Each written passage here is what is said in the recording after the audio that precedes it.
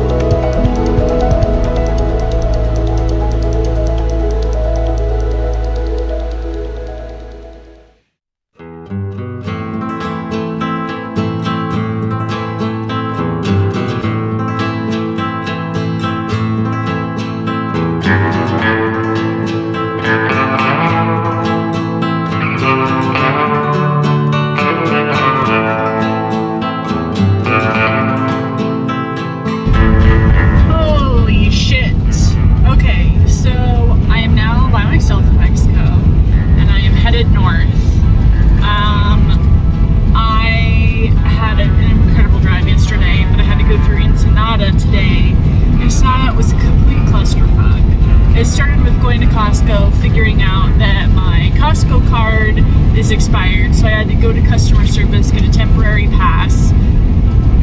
I don't know if I just was waiting in line correctly or whatever, but I waited there for 20 minutes and then they just blatantly ignored me and didn't see me and just invited all the other people to go up. So I walked out of there and then I was trying to get out of Ensenada to head north, and literally I was following the maps, which completely rerouted me to avoid an accident on the road. So I was going down all these fucking insane little side jigs, and then maps just took me into a giant chasm of a pit in the middle of the road, which I had to turn around. And then my maps was not taking me the right way. There was zero signs for a detour, so I just had to follow people to try to get out of the city. And then there's literally no signage on how to get out of the city. And so I'm trying to navigate, trying to do all this shit, trying to follow people. My maps is wrong. And then it finally takes me to this off-ramp to get on the highway. So I take the off-ramp like it says, and it takes me directly onto the highway, the ramp went directly into oncoming traffic. And there was literally no way for me to do anything, and I literally had to just like be butted up, and it was also on a bridge, which was not good, so I had zero room, and I just had to stop traffic and turn around in the middle of the highway to go the opposite direction, and cross over a meridian to go the way that I needed to go. But I must have been the only one to get screwed around, because while I was doing that, a bunch of other people had to turn around. Either they were following me like I knew what I was doing when I didn't, or I don't know. But anywho, that was insane. I'm on the highway. I'm gonna stay at a campground tonight. Last night I stayed by this beautiful ocean spot. I was completely alone. It was great, but I had some anxiety of not having anyone around, and being by myself in Mexico, and that was the first time I've ever felt anxious about that. I actively had to work through it, and it ended up being fine. Someone came by in the morning and just drove past, and it wasn't a big deal. But after going through Ensenada, I am mentally exhausted.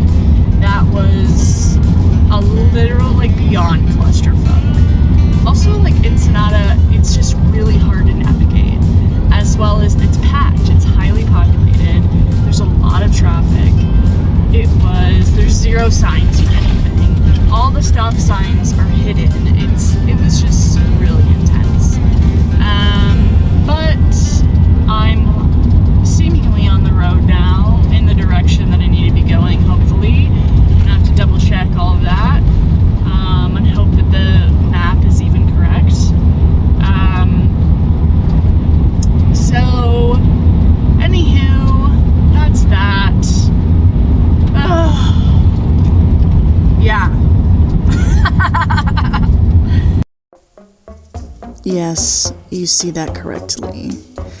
Soon after that, another part of being on the road is mishaps.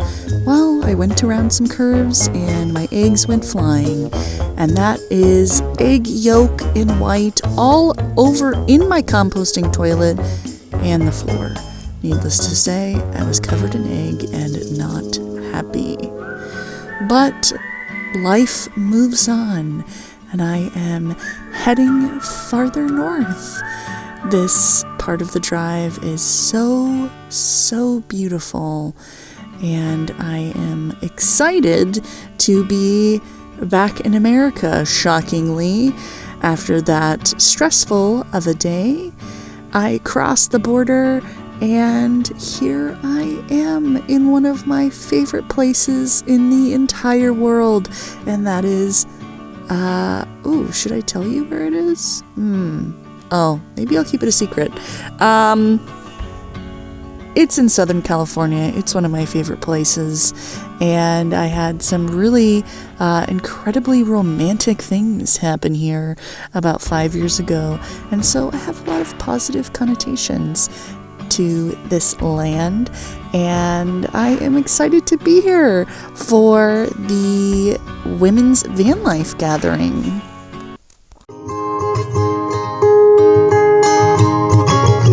Lying there on the rug, a bloody tapestry. He'll turn to her and say, what could have made this mess? But we could clean it up or just throw it away, I guess.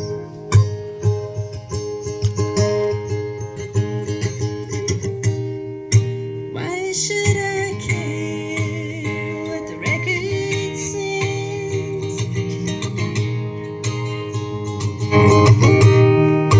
Why should I care what you're saying to people I don't even know now? It's been 10 years, is what the record says.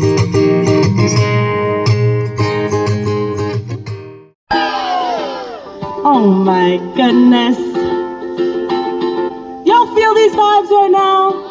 Yeah. Oh, hell yeah. We have to like bend our knee and lift our heel. Or do we do like that classic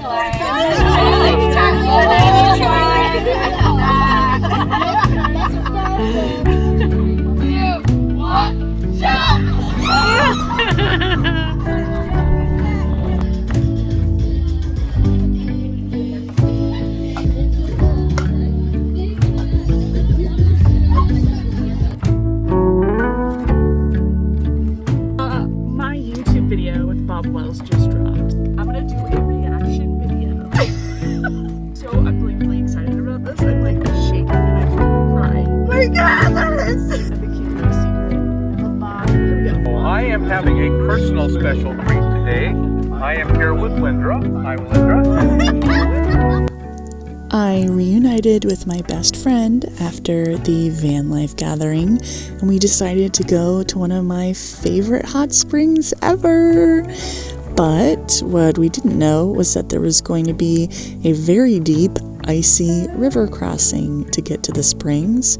And the minute I got into the chest deep water, I went into cold shock and my psoas muscle seized, which pulled my back out and left me unable to walk. I then spent 2 weeks at this campground physically recovering. I had to go to urgent care even. It was pretty horrific, but I spent that time to get the van stock poster done, which I am so unbelievably proud of.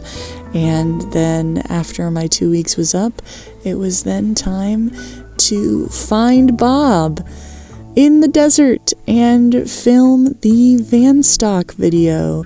It was really nice to reunite with Bob Wells. I hadn't seen him in several months. I just got done filming the van stock announcement video with Bob. That's gonna go on his channel. I'm literally shaking. It was beautiful. It flowed really well. I was so fucking nervous. It ended up being completely great. And Bob's coming, and he told his people he's gonna be there. Oh my god. Oh, I honestly feel nauseous.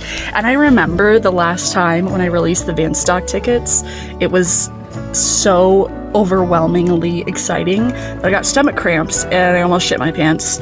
And that's how I feel now. And I'm literally like, I'm fucking, I don't shake very much, but this is a lot. This is a lot of shaking for me.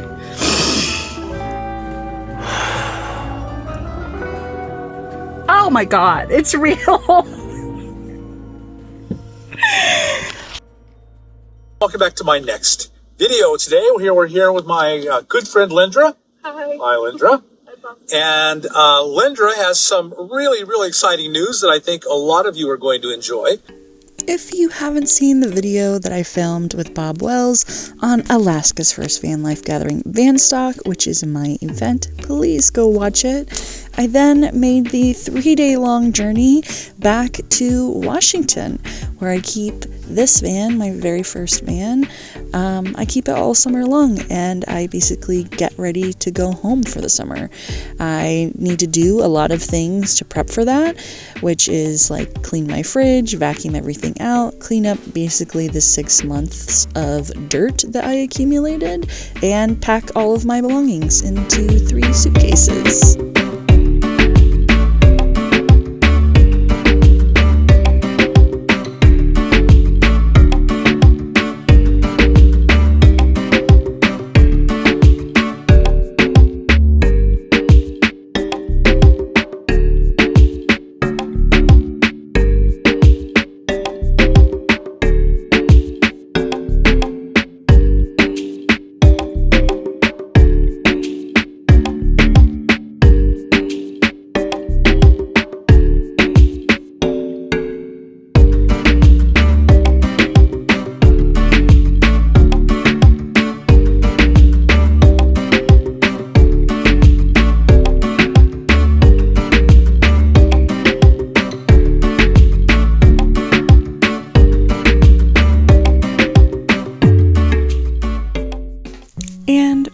shortly after that, I hopped on a plane and I am home now. This is my hometown, Palmer, Alaska. It's a little farming community in a glacial valley surrounded by some really beautiful mountains. I'm in my second van, Iris, which is a G20 Chevy 89 van, and we're tooling around now. But it wasn't really that simple. There's always something that kind of goes wrong when I first come home. And when I came home, my van had really extreme weather cracking on the tires. And so I had to get completely brand new set of tires for Iris, which I knew was coming down the pike, but it wasn't exactly something that I was prepared for right this second. But she's got a brand new pair of shoes, which is pretty nice. And I also realized that she was dead. So she needed a nice little battery charging as well. I'll be honest with you guys, coming home has always been a bittersweet moment for me. And with these struggles with the van, it really amplifies things. I absolutely love coming home and seeing my family. It's my favorite part of Alaska. My friends and everyone that I have ever known is from here. And so it's so incredible to come home and be greeted with so many happy, smiling faces that are excited to hear my travels, my stories, and to reconnect with them. But mental health is something that I have always struggled with. That was really the catalyst for moving into a van, was being able to give myself time and space to recover from my seasonal depression issues. Alaska is so beautiful and my home, but it also comes with a lot of mental hurdles and triggers. This is something that I actively work on, and living the lifestyle that I do allows myself the space to reflect, heal, and move past these things. So my transition to coming home isn't always happy and shiny like I would enjoy it to be. Sometimes it is panic, depressive episodes, anxiety, or feelings of really deep loneliness, although I am surrounded by everyone who really loves me. Upon arriving home, I attended my second plant medicine ceremony, performed by a traditional Peruvian plant medicine person. My intention for this ceremony was to target a lot of these seasonal issues and the triggers that Alaska brings to me. I'm really happy to say that I received what I needed out of that ceremony.